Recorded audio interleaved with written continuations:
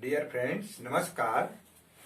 आज के इस वीडियो में हम आप लोगों के सामने Allahabad board Hindi medium schools में चलने वाली इंग्लिश की बुक में सप्लीमेंट्री रीडर, जिसमें केवल 2 पाठ ही इस बार परीक्षा के लिए दिए गए हैं। जो फर्स्ट लेसन है उस पाठ का नाम है the inventor who kept his promise and second lesson है the judgement seat of Vikramaditya. 2 पाठों से ही 12 नंबर के क्वेश्चन आंसर पूछे जाएंगे, जिसमें से 2 क्वेश्चन शॉर्ट क्वेश्चन आंसर होंगे जो प्रत्येक 2 अंक का होगा, तथा एक क्वेश्चन जिसमें से 4 खंड होंगे वो आपके ट्रू फॉल्स के होंगे, प्रत्येक क्वेश्चन 1 अंक का होगा, तथा अगला क्वेश्चन ऑब्जेक्टिव टाइप क्वेश्चंस होंगे, इसमें भी 4 होंगे और प्रत्येक क्वेश्चन 1 अंक का आएगा। इस प्रकार से कुल मिलाकर के 12 अंक आपके इन 2 पाठों के द्वारा आपको प्राप्त होने हैं।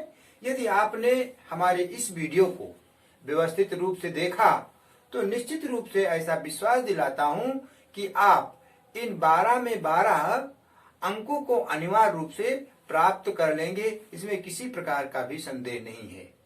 यदि आप पूरा वीडियो देखते हैं तो आप ये नंबर भी पाएंगे और आने वाले हर वीडियो भी आपको निरंतर मिलते रहेंगे यदि आपने कहीं हमारा चैनल सब्सक्राइब किया है। इसलिए आपसे ये अनुरोध है कि आप हमारे इस चैनल को सब्सक्राइब अवश्य करें यदि आप नए हैं तो, तथा यदि आप पहले से हमारे इस वीडियो को देख रहे हैं, इस चैनल को देख रहे हैं, तो वीडियो को लाइक करना तथा शेयर करना कतई न भूलें। ज्यादा टाइम न लेकर के सीधे हम आज आपको lesson 2 the judgement seat of Vikramaditya के क्वेश्चन आंसर की तरफ को ले चलते हैं, जिसके द्वारा आपको परीक्षा में इन क्वेश्चन आंसर के माध्यम से सीधे सीधे 4 अंक मिलने की गुंजाइश आती है। तो देखिए, सबसे पहला क्वेश्चन मैंने आपके सामने लिखा है जो इस प्रकार से है। Question 1, do we know anything definite about king Vikramaditya. सबसे पहले ये भी आप क्लियर कर लीजिए, इंपॉर्टेंट क्वेश्चन है और ये क्वेश्चन 2018, 2019, 2018, 2019 में पूछा गया है। और इसका मतलब है, क्या हम राजा विक्रमादित्य के विषय में निश्चित रूप से कुछ जानते हैं? ये क्वेश्चन है। पहले ही जब आपने पाठ पढ़ा था तो उसमें ही प्रारंभ में ये बात आई थी कि we do not know anything about anything definite about king Vikramaditya. वही बात यहाँ पर स्पष्ट कर दी है मैंने। No, we do not know anything definite about king Vikramaditya. नहीं, हम राजा विक्रमादित्य के विषय में निश्चित रूप से कुछ नहीं जानते हैं, बट लेकिन वी नो, हम यह जानते हैं that he was a just king of our history, कि वह हमारे इतिहास के एक न्यायी राजा थे। जस्ट मीन्स न्यायी, न्यायप्रिय। He gave perfect justice to his people, वह अपने लोगों को पक्का पक्का पूर्ण न्याय देते थे। The Vikram Samvat owes its origin to him, और जो विक्रम संवत है वह भी विक्रमादित्य का ऋणी है, अर्थात विक्रम संवत की जो शुरुआत हुई है वह विक्रमादित्य के नाम के द्वारा ही हुई है। इसीलिए यहाँ पर यह भी बात आपके सामने आ गई, the Vikram Samvat owes its origin to him. Objective question में भी ये क्वेश्चन पूछा जा सकता है कि विक्रम संवत किसका ऋणी है, विक्रम संवत किसके द्वारा प्रारंभ होता है, तो भी आपको समझ लेना चाहिए कि विक्रम संवत की जो शुरुआत है वो किंग विक्रमादित्य के नाम से होती है। ये भी आपका इसमें मिलेगा। सेकेंड क्वेश्चन आपका है, why did the guilty tremble before king Vikramaditya. This question is asked in 2011, 12, 13, 14 and 15। Most important question है, why did the guilty tremble? Tremble means कांपना। अपराधी क्यों कांपते थे? बिफोर किंग विक्रमादित्य, विक्रमादित्य के सामने। अपराधी विक्रमादित्य के सामने क्यों कांपते थे? ये आपका क्वेश्चन है। इसका आंसर देख लीजिए।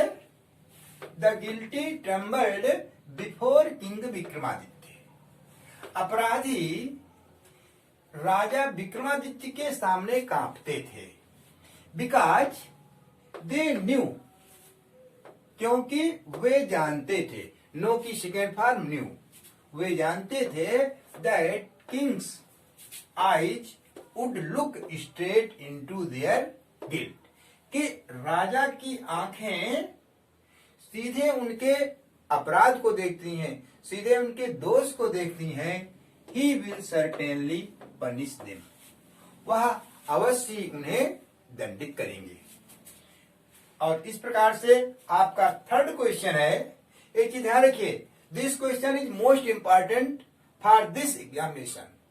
यानी 2021 में जो क्वेश्चन पूछा जाना है उसके लिए ये क्वेश्चन बहुत ही इंपॉर्टेंट है। अगला क्वेश्चन है, what happened to the palace and the fortress of Vikramaditya after his death? After his death, उनकी मृत्यु के बाद। किसकी मृत्यु के बाद? तो कहेंगे राजा विक्रमादित्य की मृत्यु के बाद। राजा विक्रमादित्य की मृत्यु के बाद उनके महल और उनके किलों का क्या हुआ?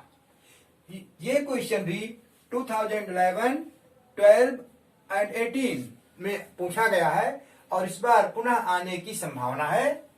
और इस क्वेश्चन का आंसर है, after the death of Vikramaditya his palace and fortress were ruined.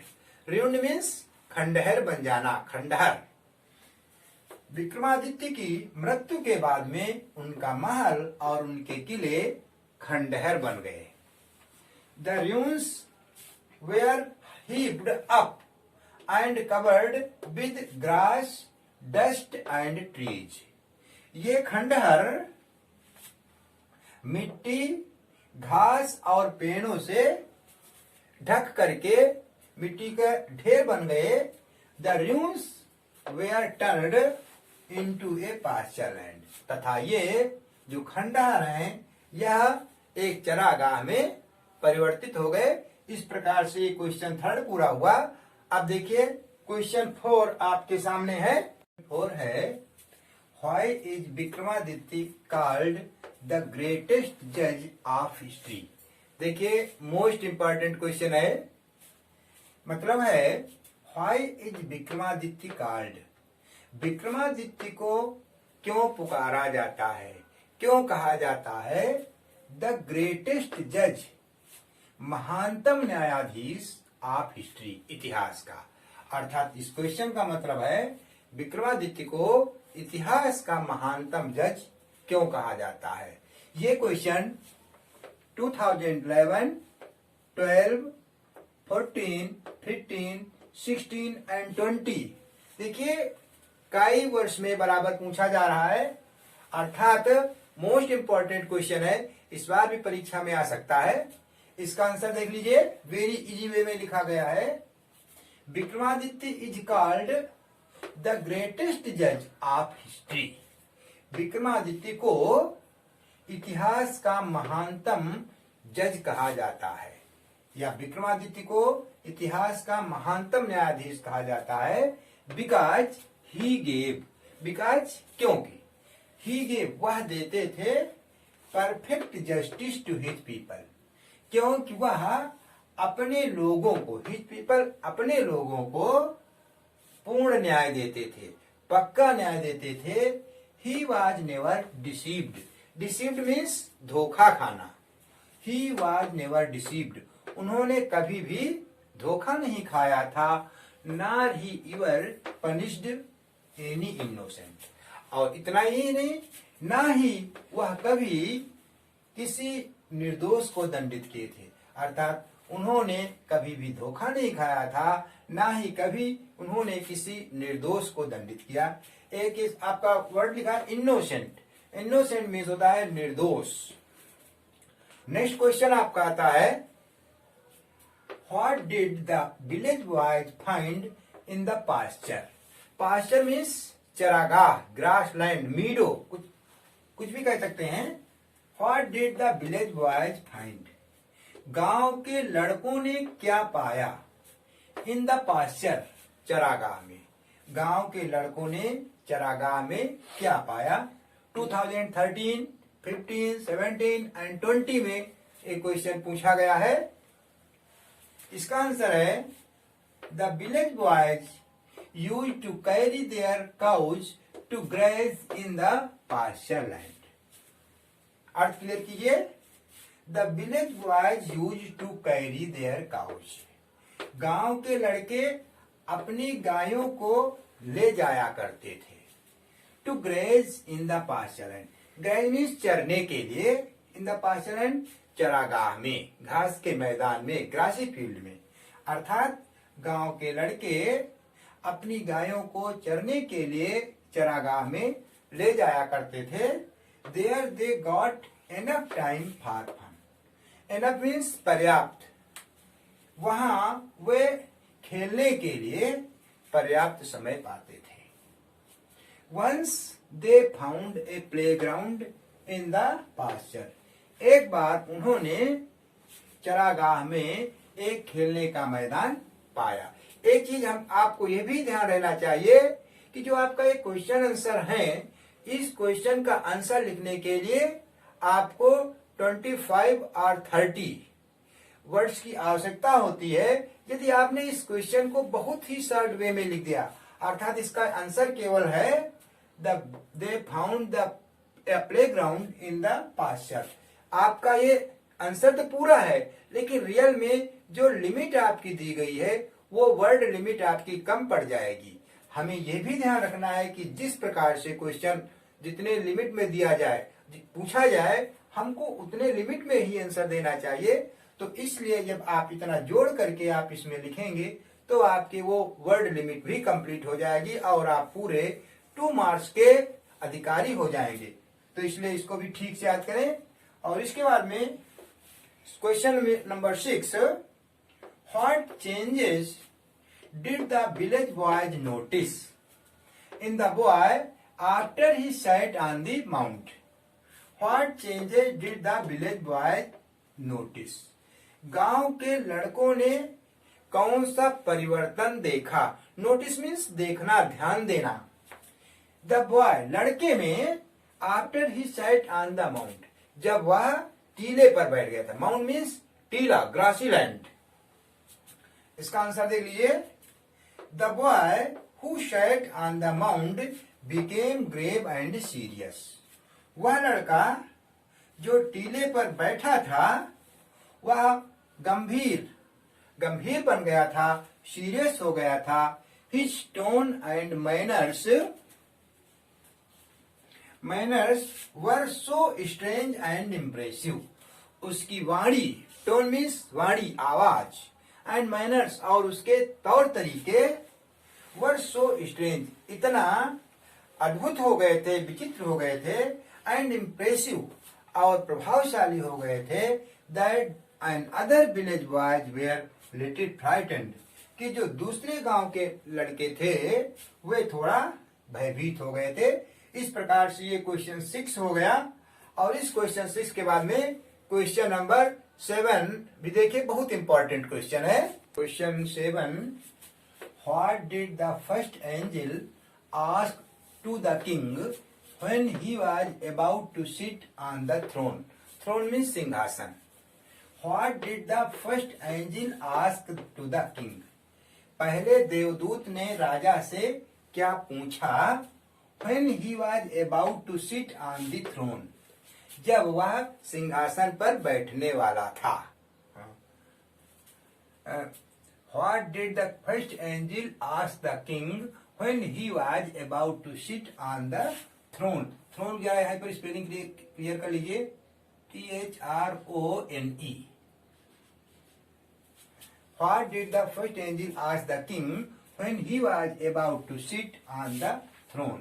जब राजा सिंहासन पर बैठने वाला था तो पहले देवदूत ने राजा से क्या पूछा।